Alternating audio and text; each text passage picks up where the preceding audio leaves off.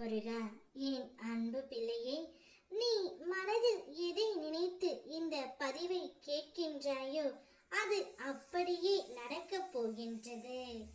உனக்கு என்னுடைய சிரித்த முகம் கண்ணில் தோன்றினால் நிச்சயம் இந்த நாள் முழுவதும் நீ சந்தோஷமாக வாழப் போகின்றாய் என்று அர்த்தம். அப்பாவை முழுமையாக நம்பி கேள் பிள்ளையே. இத்தனை நாட்களாக உனக்கு ஏற்பட்ட அனைத்துமே இத்துடன் முடிந்து விட்டது. நிச்சயம் இனி உன்னுடைய வாழ்க்கை மிக சிறப்பாகவே இருக்க போகின்றது. என்னுடைய ஆசீர்வாதமும் உனக்கு இனி எப்போதும் இருக்கும் தங்கமே. இன்று ஏதாவது ஒரு ரூபத்தில் வந்து உன்னை நான் நிச்சயம் காப்பேன். உன்னை கண்டு ஆசீர்வதிப்பேன். என்னுடைய ஆசீர்வாதம் பெற்ற நீ இனி உன்னுடைய வாழ்க்கை முழுவதும் சந்தோஷமாக இருக்க போகின்றாய்.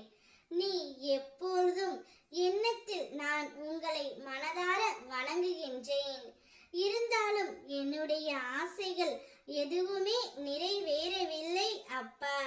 நான் இன்னும் கஷ்டப்பட்டு தான் இருக்கின்றேன் என்று என்னிடம் கூறி வருத்தப்படுகின்றாய். வா, என் பக்கத்தில் அமரு. காலம் கடந்து போகும் தருணத்தில் உன்னுடைய கவலைகள் அனைத்துமே மறந்து போகும்.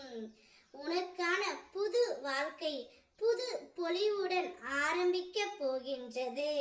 இன்றிலிருந்து உன்னுடைய கஷ்டங்கள் அனைத்தும் உன்னை விட்டு விலகி சந்தோஷங்கள் மட்டுமே மேன்மையாக இருக்க போகின்றது.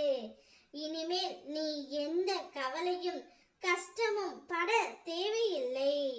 உன்னுடைய அனைத்து கஷ்டங்களும் முடிய போகின்றது பிள்ளையே.